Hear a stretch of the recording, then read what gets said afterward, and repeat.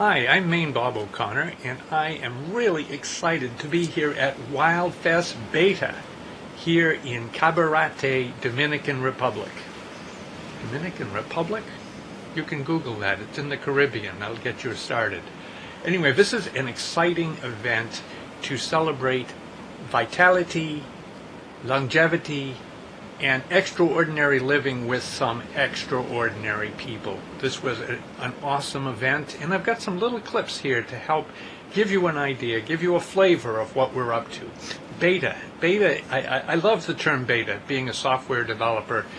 Not quite ready for prime time, but we're here to try it out and get it ready for prime time. Beta also is a great word from the Betazoids from Star Trek, you may remember. The Betazoids were the people who had the telepathic and empathic qualities. Diana Troy, you probably remember her. But I'm getting off track here. Our first stop is at Monkey Jungle, where we try out the zip line.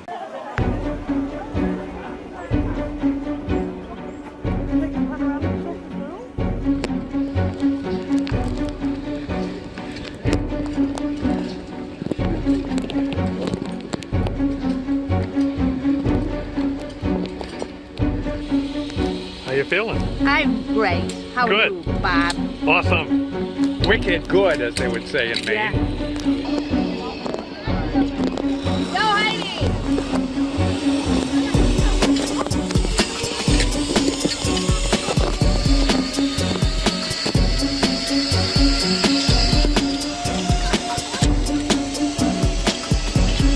¡Ey! ¿Cuánto tú?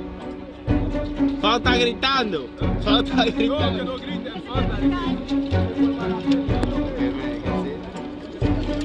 Bye. All right. Let me get on the...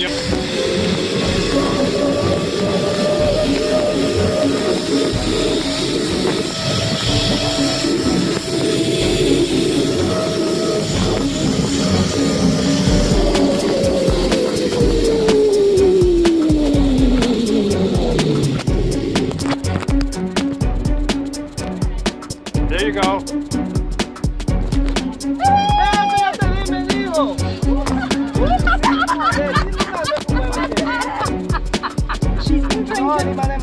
Oh, you're alright. I sit on the edge. No more morning cocktails for you.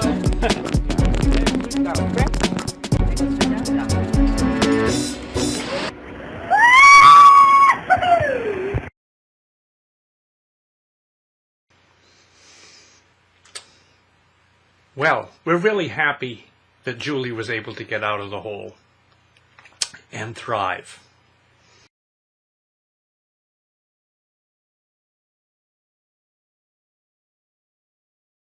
We go inside the monkey sanctuary and feed the monkeys and get a wonderful presentation by a primate anthropologist. I'm gonna close this gate here. Cutie pie. Wow. Kelsey, are you at the back there? Do you think you can lock this gate for me? Yep. Just a top lock at the back here. Thank you. Quickly, okay? We have 20 squirrel monkeys here in Monkey Jungle.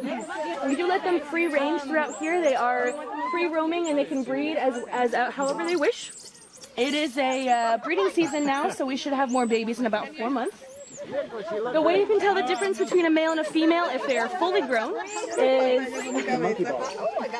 well, that as well, yes.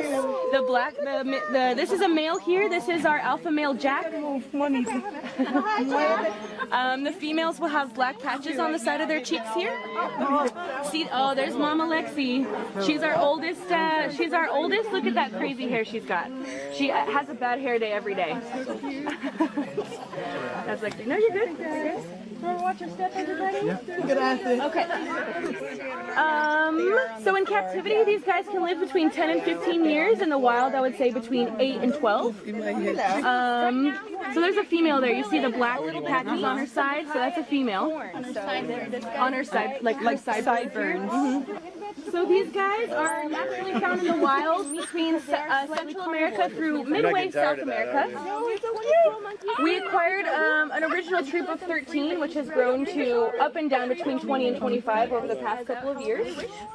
It is a breeding season now, so we should have more. These guys are extremely social creatures. They live in troops between 15 and 55 in the wild. We have 20 here, 55, with as many as 200 being seen together at once.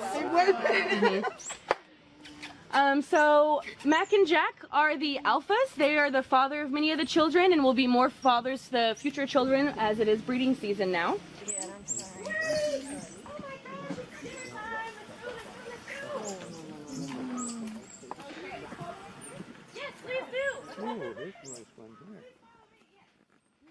So yes, there was some great classroom presentation material, and one of the highlights was to actually having our group of around 30 divided into 3 groups, teams, and I was on Team Forage, and a really exciting team, and I'm really excited. This is the highlight of our whole event, basically WildFit and cooking and food and cooking and gathering, hunting, gathering, foraging. Foraging is the word. Enjoy this wonderful little forage into creating a a great meal. Good food. Thanks.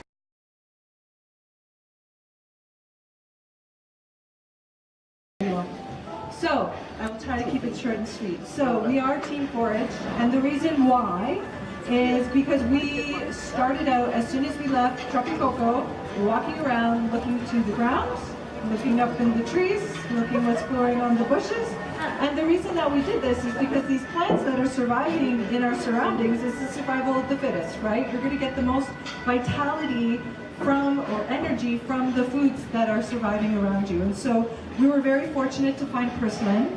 We found moringa. We're using the leaves and the seeds. We were ecstatic to find some squash. This is a wild squash. It grows everywhere. This is a wild squash. Oh, wow.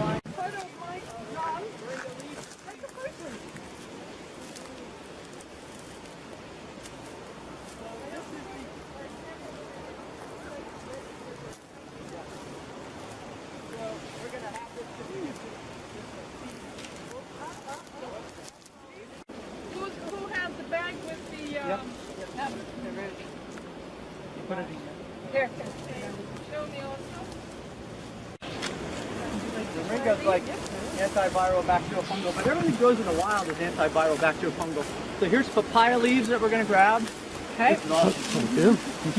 That's why I live here. It's just like I can stand it Jurassic now. Park. My wife's like, stop eating food off the road.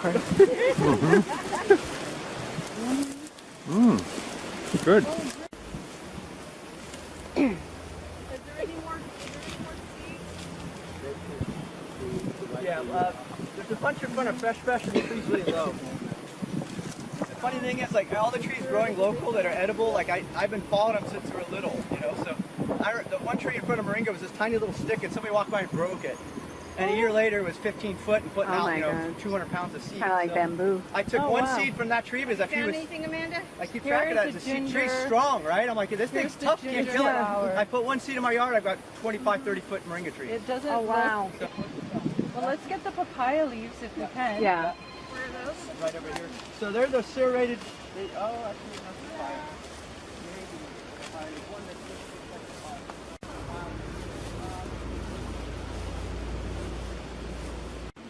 There's a, you guys keep an eye out for this guy. There's a plant that looks like this, but it's lower to the ground, a bit thorny. If you touch the leaf, it closes. You can make a really nice tea from it. I don't even know what it's called. Yeah, there's over here. Sensitive plant. That's all I ever knew about. Okay. Well, thank you, John. I've heard it. This is just like female cupping. You go like this and you just like... Be right. So we're not going to pick those now then? You know, even though they're unripe, they're going to have some flavor, so we could make a tea or something out of them. But I think that the more that we can present that's local, it's, you know, even we just go, you know, it's a garnish. And then the idea for me is always to think about how do we make it reproduce. So I'll take these and ride on my motorcycle and go, that'd be a nice place for a guava tree. And 6 months later, come back, I get something to eat. And I've literally planted hundreds of trees. My wife thinks I'm complete. I give them to kids, you know, I give them a project. Oh, I got 10 seeds. Now, when you're driving in a car, I want you to very carefully pick a spot. The kids are like telling me next day. And I'm like, a year later, they got like a mango tree growing. 50 more. Oh, you see? Oh, awesome. Where is it? Up on the same branch, just down a little. There's some really small ones. Where'd it go? Yeah. Are these the papaya seeds?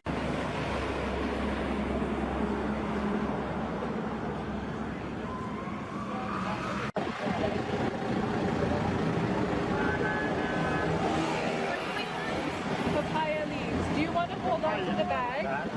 And we'll put the papaya leaves in there. What are you taking from here?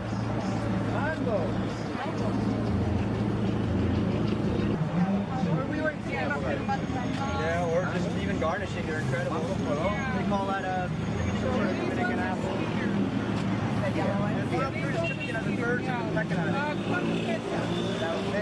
You always have to ask the price first and negotiate.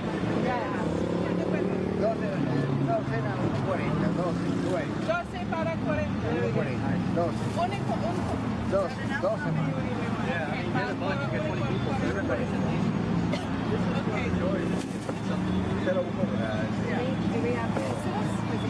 The darker ones are right. What are those?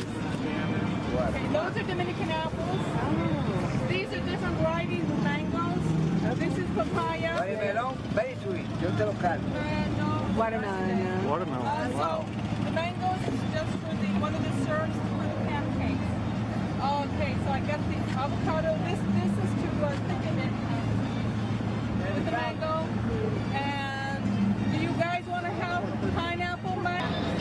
Okay. Because usually you don't that much. Have a good night.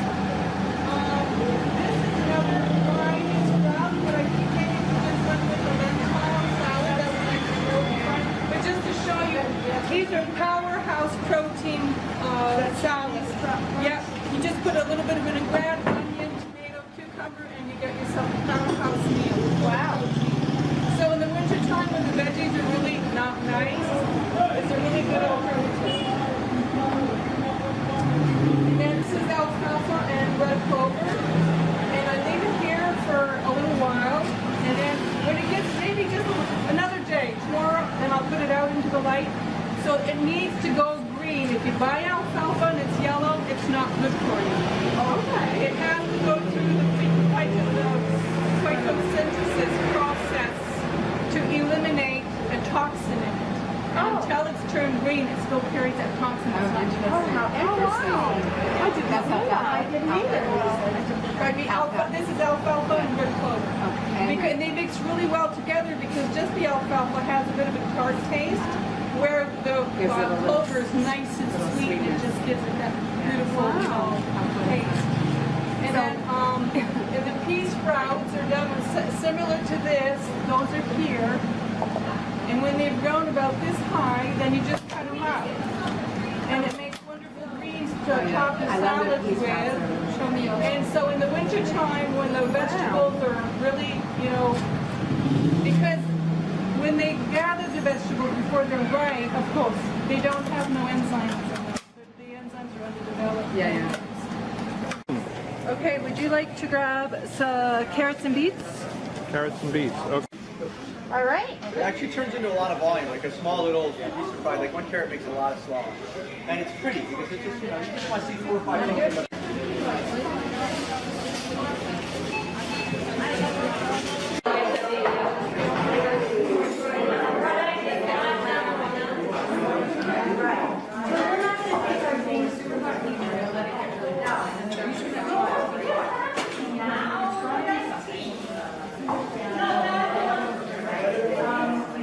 This meal, I can promise you, is going to give you the power to heal.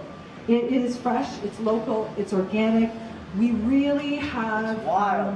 I mean, it doesn't get more wild than that. It absolutely is the most powerful food around that we could find for you. So the food It's giving you the vitality to thrive, not just survive. We're really all about going further. It's in the crepes. The crepes are a yucca, no, I say that wrong, yucca flour base. I know, yucca. It is so completely, And there's soup. feel free to enjoy. And what's in the soup? Oh, the soup, we have mushroom. Do you want me to list all of the ingredients? I think we're good. Yeah. I've gone on long enough, guys. They're kicking me off. Just like music is starting to play. Bon appetit.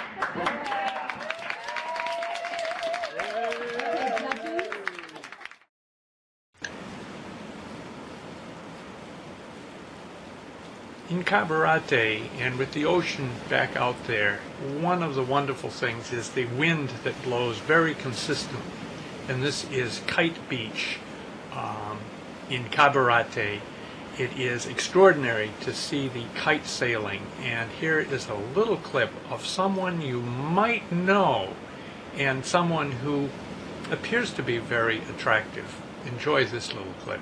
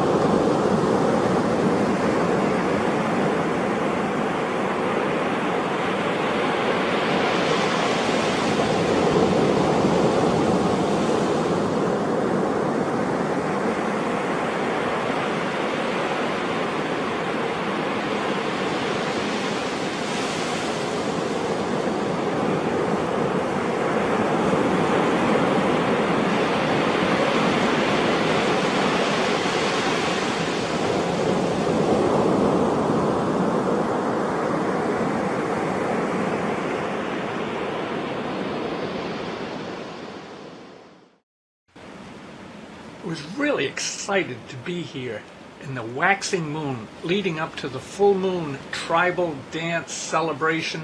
This is extraordinary, and we've put it together a little out of sync to feature the music of the Masters of Peace by Old Handz. This is wonderful dance music and great to be dancing on the beach. Plus, listen for the wonderful message at the very end of this little clip.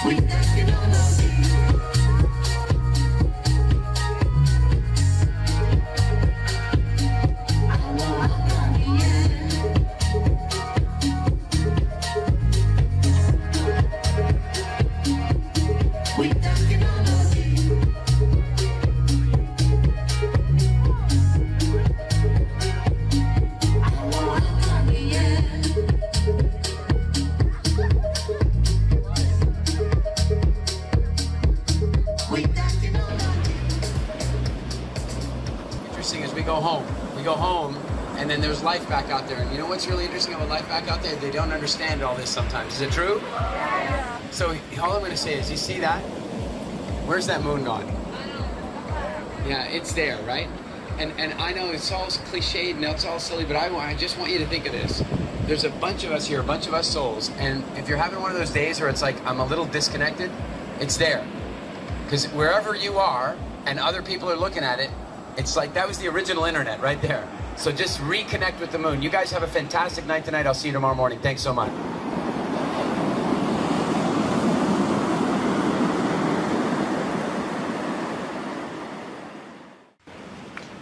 Time didn't allow me to talk about our Give Back Day, our tribe giving back to community. Community is so important, and I'll have to come back to that with a separate add-on. Think of this videos that you've been watching here. They're beta. They're not quite ready for prime time, but we're showing them to you anyway. As the last little clip, here's a little meditative thing. One of the wonderful things I gave myself was to get up early in the morning to sit on the ocean and watch the sunrise. Enjoy. And thank you. Thank you.